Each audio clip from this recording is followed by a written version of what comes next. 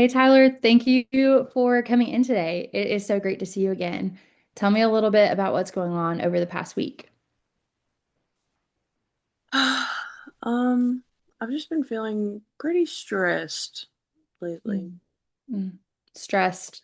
Tell me a little bit more about that. Well, my boyfriend and I broke up and we had a Mm, dog together and mhm, he actually ended up taking my dog. mm. Gosh, breakups are really hard. That's a lot to process. I know that you guys have been together for a long time, and I know you've talked about Daisy before, and she means a lot to you. Yes. Yeah, Daisy did mean a lot to me. And our relationship was really rocky, but Mm, it's finally over. So mhm. Yeah, sounds like there's some sadness with relief, but what other kinds of feelings does that bring up for you? honestly, a lot of feelings. But I feel mainly lonely, and this Mm. house is extremely empty, and I feel like I have no life outside of work, school. So, Yeah, yeah. Sounds like that's a lot of change that is happening very, very quickly for you. yeah, yeah, it really is. Losing this relationship has left me feeling really lost and hopeless, Mm. to say the least. Mhm. Yeah, learning who you are after being with someone for so long can be pretty scary. Mm. And am I ever going to be good enough for anybody? Everyone always leaves me. I feel like I'm falling behind at my schoolwork, and I am falling behind at my work, and I feel like my boss is angry with me, and I can't keep up with school because I'm so stressed about work. And I just don't want to do this anymore. Mm-hmm. I hear you're struggling with some feelings of low self-esteem and trying to find your self-worth while balancing school and a full-time job. I recognize how much work and school mean to you. And so, yeah, we've also talked a little bit about your desire to make others feel happy even when you're feeling down. Hmm.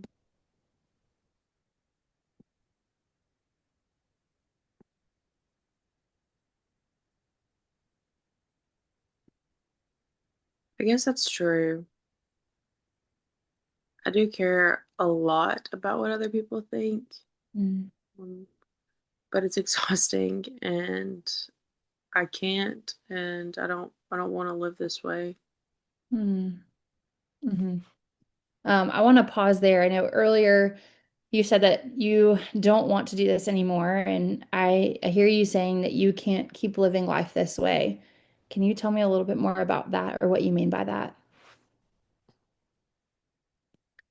Sometimes, some days I feel like a really big disappointment and that people would be better off if I were no longer here.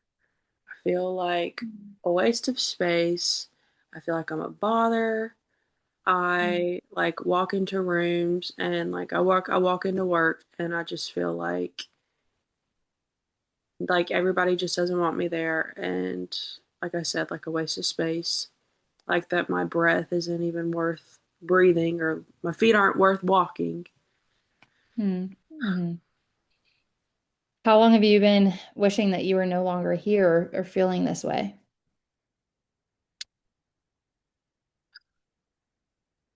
Well, I was struggling with all of these challenges before the Hmm. breakup. Um,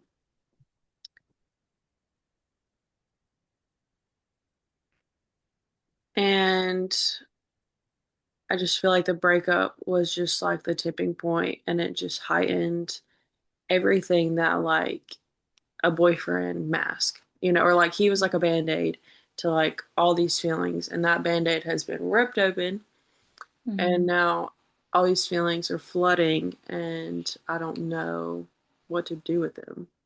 Yeah, yeah. Yeah, it sounds like I know we've talked about some of these things before, these struggles, and now there's this fresh wound, it feels like, with this breakup. And so, um, yeah, yeah, this is not a new feeling, but maybe the freshness of it is new.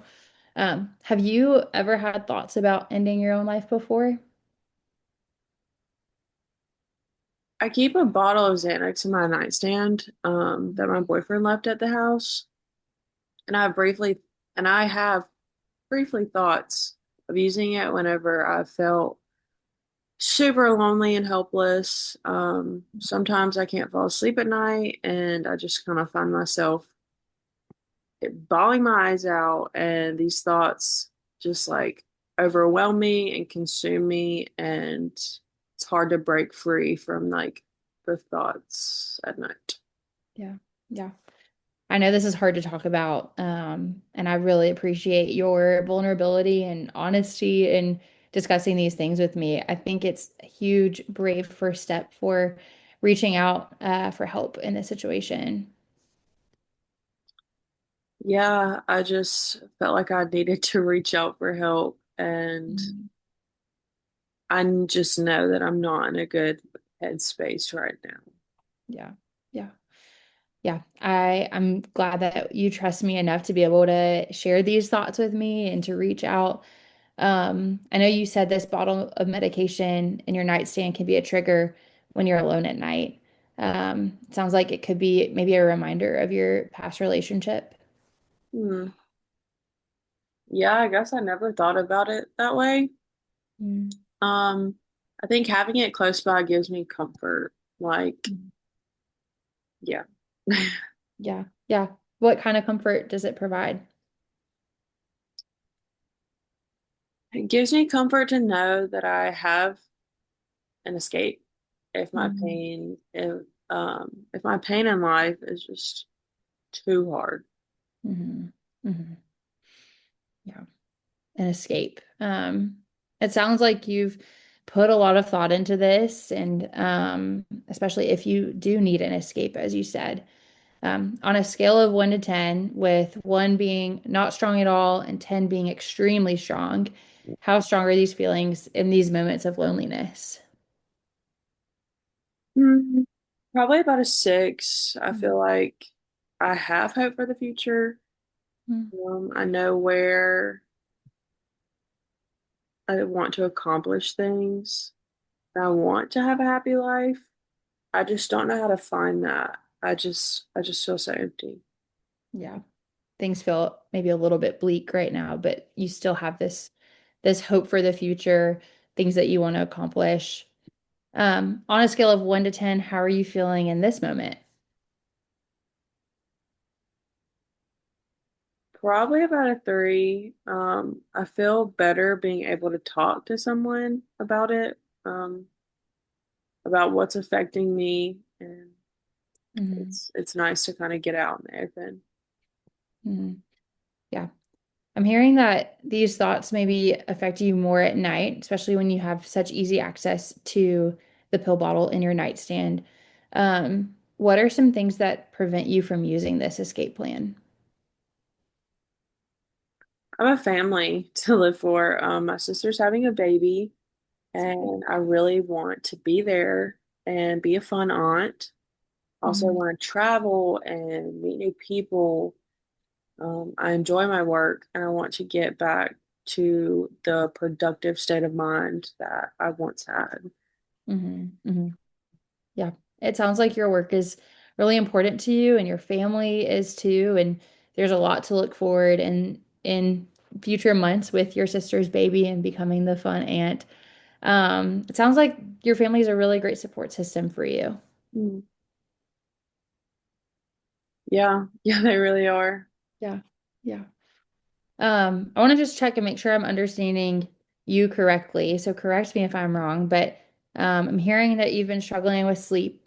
You're feeling a little bit unsure of your worth, especially when it comes to the breakup and just maybe having a hard time with, yeah, being present at work and with school. The medication can become a trigger for you when thinking about this escape plan, but all at the same time that you are hurting, you also want to please others and make people happy. Am I getting that right? Yeah. Yeah, that's exactly right. Definitely. Yeah. Okay. Well, because you've mentioned struggling with thoughts regarding your medication bottle, thoughts of suicide, potentially this escape plan, I really think it would be beneficial for us to develop a safety plan together. This way you can feel safer and supported when you're feeling lonely. Yeah, that sounds okay. Okay. Well, the first step in creating the safety plan is identifying some of these warning signs or triggers. What are some warning signs that you can identify? I know that I'm struggling when I have trouble falling asleep at night. Hmm. I start falling behind with my work and my school. Not able to eat. Hmm. I genuinely just don't have the energy to socialize with my coworkers, family, or friends. Yeah. Yeah. Um, Noticing these warning signs really does show a strong sense of self-awareness. And so I'm glad that you're able to see these things and pinpoint them for what they are is truly just a warning sign of, hey, I'm not doing so well. Um, let's talk about some simple things that you can do to support yourself when you notice these warning signs come up. What are some things that you've done in the past during these times of struggle? Do you mean like listening to music or going on a walk? Yeah, yeah, those are great strategies for helping you cope with these things as you're on your own. I also really enjoy journaling. Awesome. That's a great tool to have. Okay, now let's talk about maybe some people or places that provide some positive distractions for you when these warning signs come up. I don't really know what you mean by that. Yeah. People, who is in your life, who you're able to call or text when you're feeling down. And then what are some places that you can go in public that you can go to when you're feeling lonely?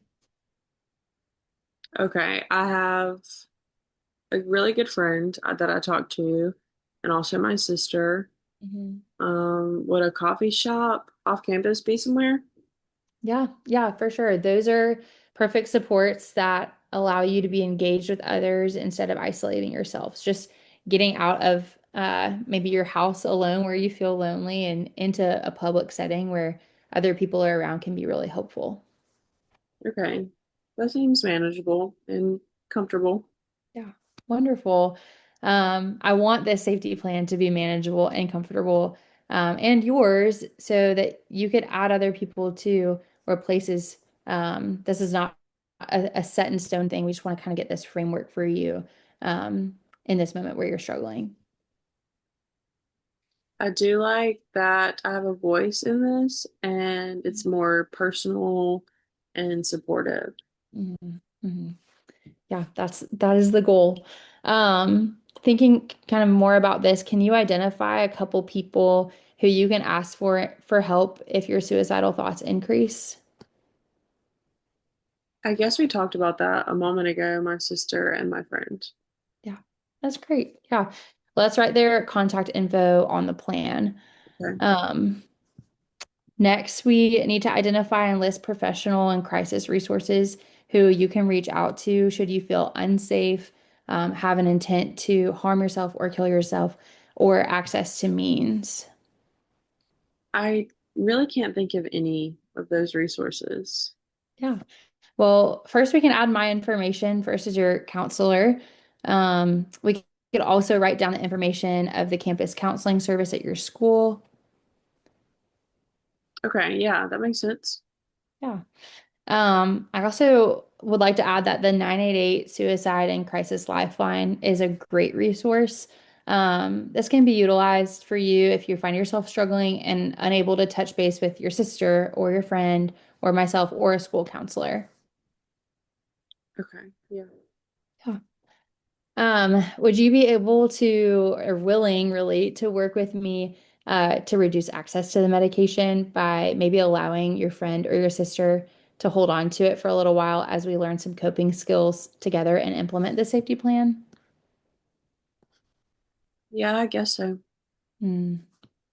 I sense a little bit of hesitation. You mentioned earlier that this medication bottle can be a big trigger for you. What do you think would be the safest option moving forward? I guess I could let my sister hold on to it since she lives literally next door to me. Yeah. Sounds like your sister is truly a great source of support, and you clearly trust her. Having her store the medication is a great first step. I know we talked a little bit ago about your sister and you wanting to become the fun aunt. We also discussed you traveling and meeting new people and enjoying your work again. I want you to remember that these are reasons for hope in the future when you are struggling. Yeah, those are all really important things to me, and I definitely will remember them. Um, maybe I should make a little photo frame to remind me when I'm feeling so lost. Mm. I love that idea. And I would love for you to bring in the photos next session so that you can share them with me and tell me a little bit about why you chose them. Yeah, yeah, I can do that next week. Awesome. Awesome. Well, Tyler, we've covered a lot of tough topics. Your openness and your vulnerability are truly so appreciated. It's clear that you have a strong work ethic, you have a passion for your future career, and you have a solid family support system. But I know right now you're feeling a little bit lonely and isolated while trying to balance work and school and social relationships, while us also juggling the pain of a really fresh breakup. Mm. Your insight is a real asset to our therapeutic work together. I know we're a little bit short on time, but I'm grateful that you took this first step. I know it was hard, and came in today, and I really do look forward to our next session together. Thank you so much. Yeah, we'll see you next time.